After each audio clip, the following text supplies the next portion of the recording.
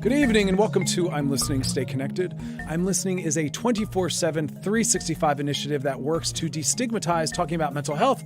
If you want to join the conversation, you can always do so by sending your questions to the hashtag I'm Listening by tweeting them out or into the Loveline DMs. Got a great show planned for you from Neon Trees. We got Tyler Glenn joining us later. Right now, though, we're going to talk about self-care and coping mechanisms. There are some studies coming out, really powerful, important research showing us that although we are humans and we're wired for relationality, that for some people, those that don't have access to friends or family members or loved ones, that television, books, and social media are able to help them get some of their social connection needs met. I love knowing that technology in service of people's mental health.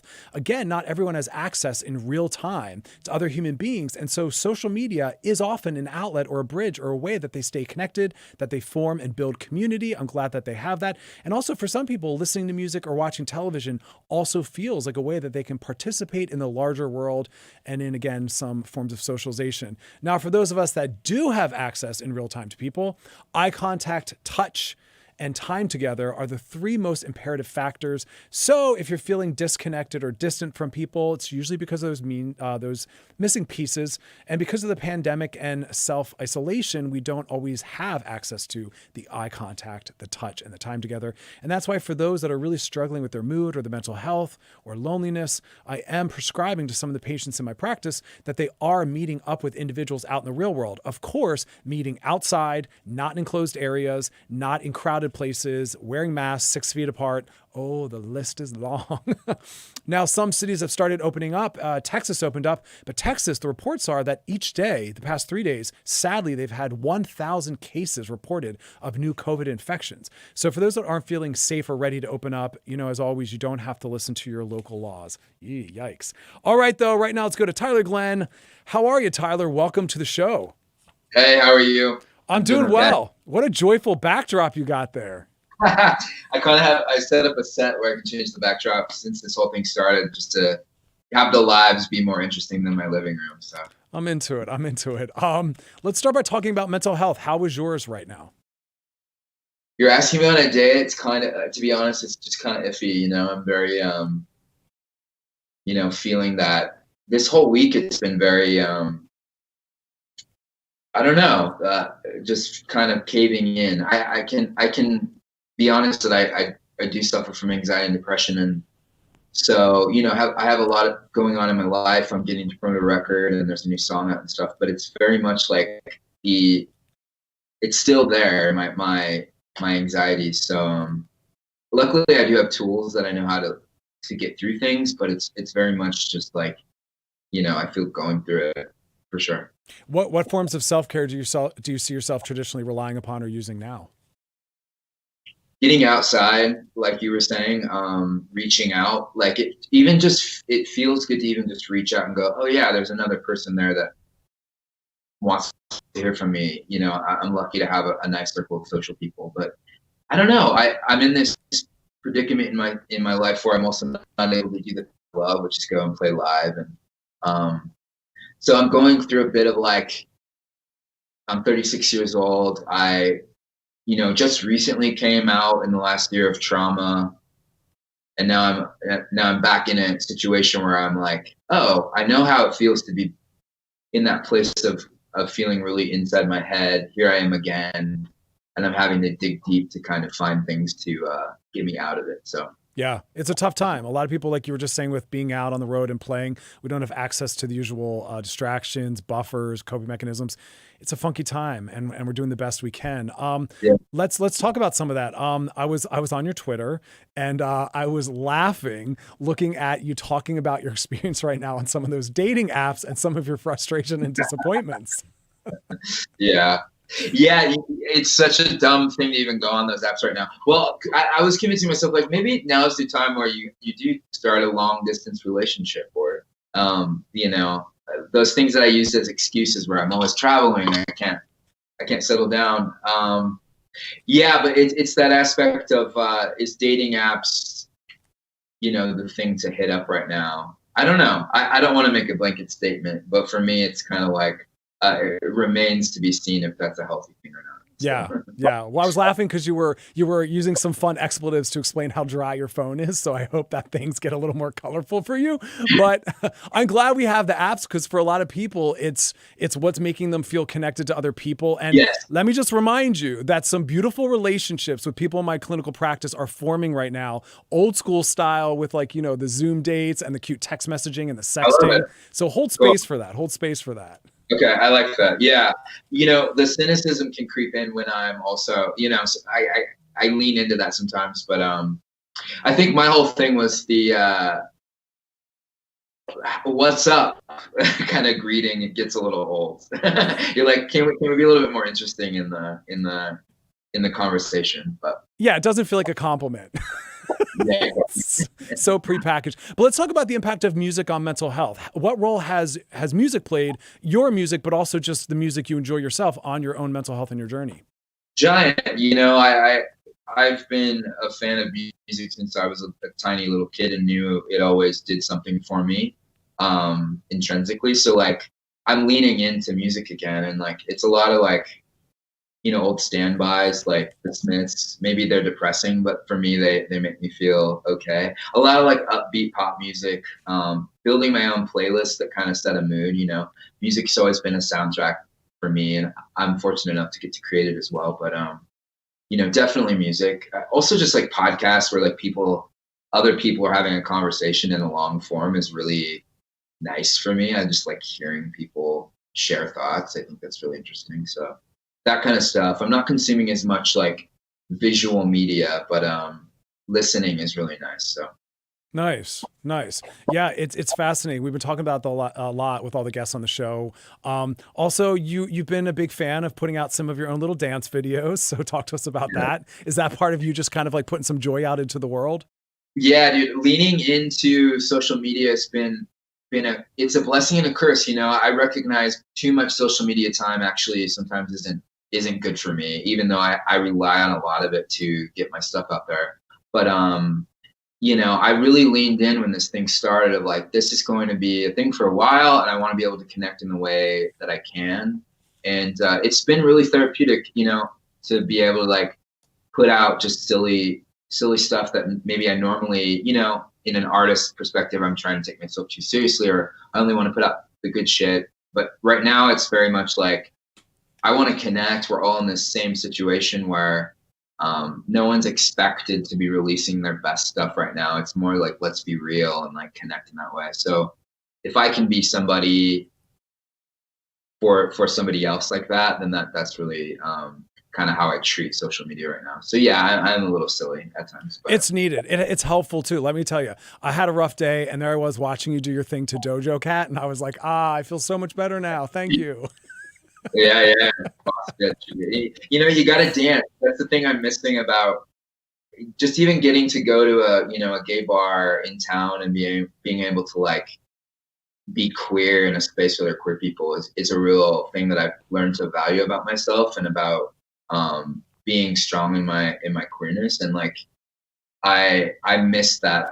Not that I rely on that as the one place to express that, but it's that thing, you know, you get it too. I think you just being able to be around other queer people and being able to have fun is a thing that I miss right now. And I think going into Pride Month, I'm thinking about it a lot as we prepare for that. I'm like, oh, it's going to be real different having to do it digitally for the most part. So, you know, I try to remain positive, and if it's doing a TikTok dance to Doja Cat, then that's so be it. So be it. Let's talk about queerness. So I was, reading about your journey, and I also read a quote that I liked where you said, having held secrets, now you don't care. And so you're kind of talking about not being as concerned anymore with what people know about you. And is that on the heels of having come out, which was like a powerful kind of revealing of self and a level of vulnerability you hadn't before? Absolutely. I mean, it was coming out, and then it was also, and look, I'm not one to speak as an expert on faith, but my faith experience was really traumatic. So leaving that faith expression, the LDS church for me was something that infinitely made my life open up. For anyone else, I can't put myself in anyone else's shoes, but for me, it was very like, it was the time where I felt like the ceiling was taken off and I could just fully like get to know what am I about and who am I and what makes me actually tick.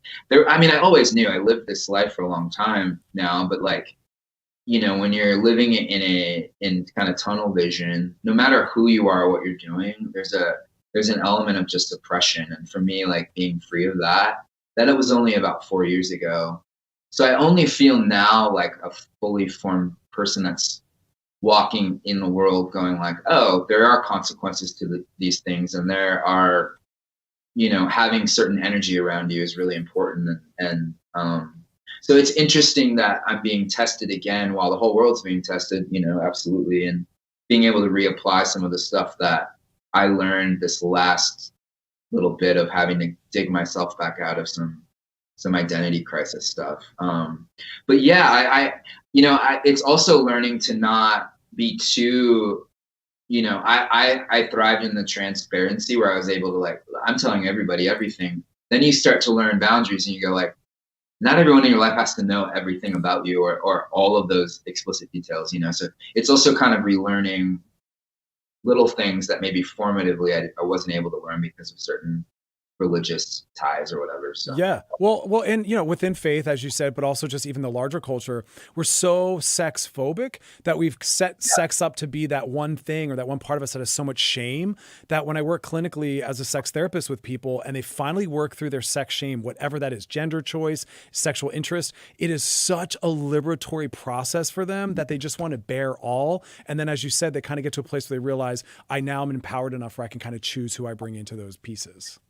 Yeah, you hit on something. For me, I have a degree of shame that I've really tried to renounce, you know, critically in my life. But I consider myself a sex positive person. And yet there's those times where I'm very much like, oh, maybe I'm rubbing someone the wrong way, because I was also privy to a walk of life that I appreciate as well, where there are people with, you know, it's me untying the having a moral compass and also being a sex positive person, and how those don't have to, that doesn't, because you enjoy and have a healthy sex life doesn't mean that you're also not a moral person. So that's me kind of untying some of those things. But yeah, that is fascinating for sure. Yeah, and it can be a life's journey. Yeah, sure. Yeah, I think that's a big deal for me, is taking the pressure off having to, you know everything and learn everything right away. And that's been nice. It's also just shutting up and listening is a real nice tool that I've learned too. So, and I would imagine that all this starts to transform kind of the way you perform or write your music or your lyrical availability. So talk to us about that as well as the new song. Yeah, I mean, thanks for asking. This whole record, I've spent the last year and a half on it. I was on Broadway in New York in 2018, and right after the Broadway experience, I didn't want to go home to Salt Lake City because there was still a lot of like signifiers of things that I felt like I was trying to run from, for better or for worse. And some of that was certain people and friendships and relationships as well. So this record's a lot about leaving the codependency to my old life, to certain self-medication, and to certain people. And it's really, it's a pop record and it's energetic, but it's also about those steps you take to like really remove that codependency out of your life or that person out of your life. And for me being 36, I'm finally starting to understand like, yeah, friendships do come and go, and letting go is actually a beautiful thing. And, you know, it was a tool or a lyric that I always heard, but it actually is true like that. If you love something, give it away. And so the essence of the record really is me like going through it. It's not necessarily like an enlightenment record, but I think the music that I've been writing really shows a sense of growth in the fact that like, okay, I'm going through it. Let me write about this versus like push it all away and everything's sunny. So that's a bit where so beautiful. I mean, our mental health is so tied to our relational health. So if we're still keeping ourselves in toxic relationships, it's really hard for us to be our mental best. Yeah. I mean, you know, what you're saying is really true though. It's like, it is the journey. And it's like, for me, taking the shame about like slipping up or wanting to contact somebody, maybe I shouldn't. I'm trying to, especially in these times where idle hands is a real thing. You realize like, maybe I do want to reach out to that person because you have this device in your hands.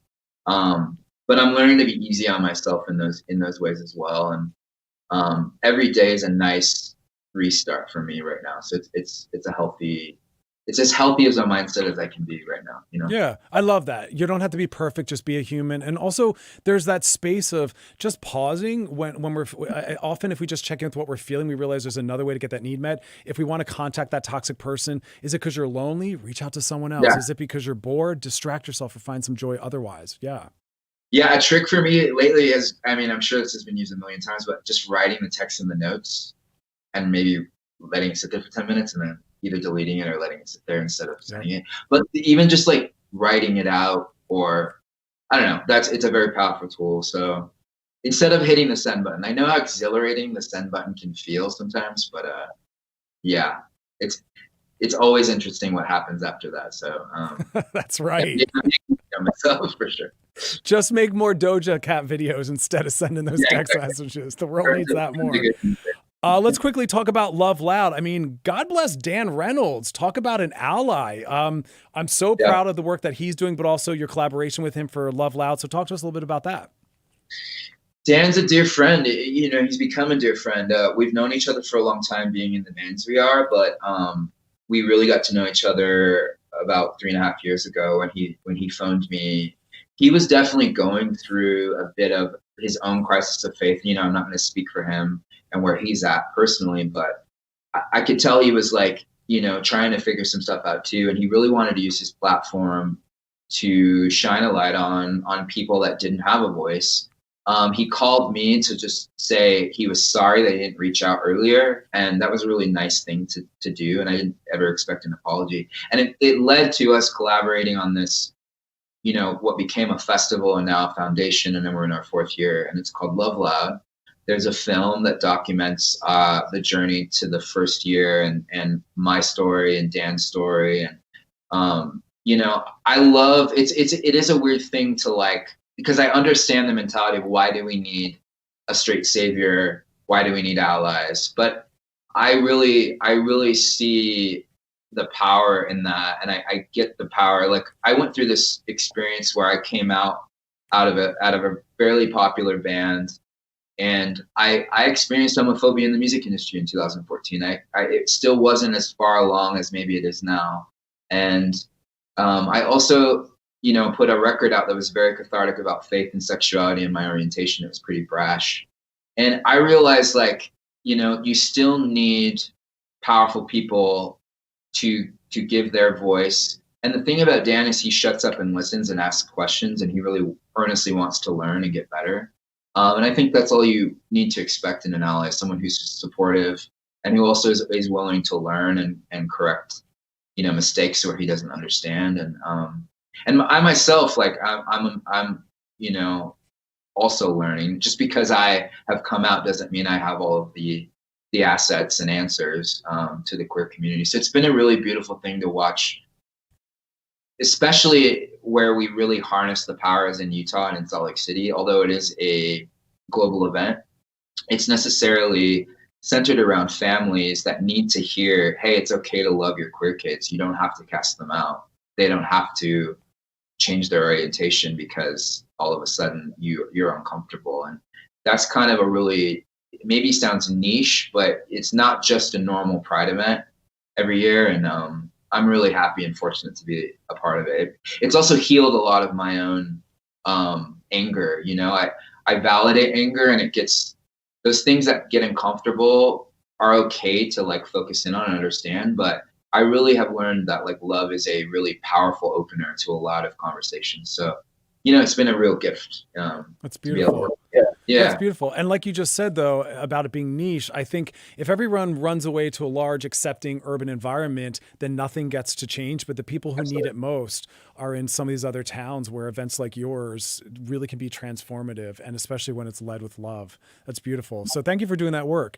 We had some questions that came in that I'd love for you to answer with us. Sure, yeah. This one asks, how have you been able to find the balance between your faith and sexuality? I was raised Mormon and identify as gay, and while I align with Mormon values, I struggle with how the church views the LGBT community. I, I will say that I'm figuring that out. There was a period of time coming out where I didn't believe in anything, and I think there's power in not knowing too.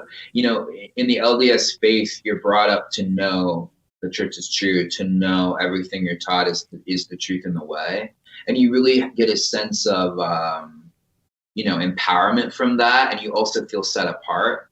So to really recognize and reframe a lot of that and go like, actually, there's real power in not knowing, and just kind of like learning and like accepting that there's possibilities out there. That's where I'm kind of at in my faith expression. I also I'm not wanting to just dive into another dogma, and I really find a lot of power in being in my own body and figuring that out right now. And hopefully I have a lot of years left. And if there is a faith expression or a religion that attracts me, I don't want to be shut off to that either. And if I need that someday in my life. But for now, I'm really finding power in just like being myself and like not really having too many labels on top of it. That's beautiful. Yeah. Often the truth lies outside of all the different labels. Yeah. But I do say that with not wanting to speak for his or her situation, I'm like, they may be in a completely different situation than I am. So.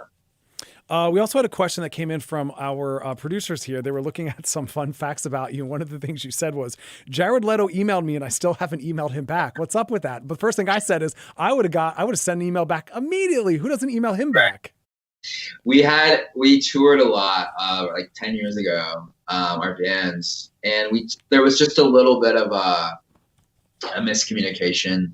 I don't want to get into it in a way where I'm like bashing him, sure. But it was just like a situation that I saw a different side to him, and I just didn't feel like I needed to respond to it. And maybe that was me being immature, or maybe the mature thing was to not respond and just kind of let it lie. But it also was 10 years ago, and I've seen him since, and who knows? It was also one of those buzzy pop articles where they wanted to get like facts, but the truth is I didn't respond, so it is a true fact. Okay. Well, we're all crushing on Jared, so we just didn't understand. That's all. Tyler Glenn, thank you so much for being a part of the show, and thank you for everything you're doing. And listen, good luck with the new music. I appreciate you having me, and I really appreciate your platform. Thanks, man. It's really important. So have a beautiful night. Thanks so much. Bye-bye.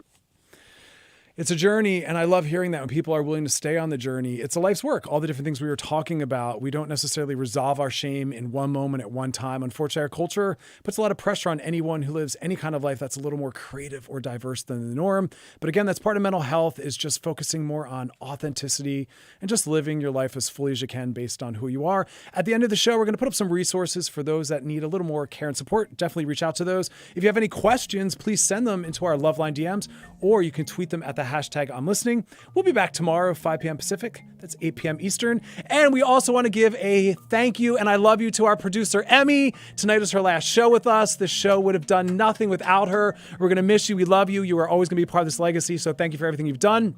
And to everyone else, you all have an awesome holiday weekend. Thanks for hanging out, and have a beautiful, beautiful night.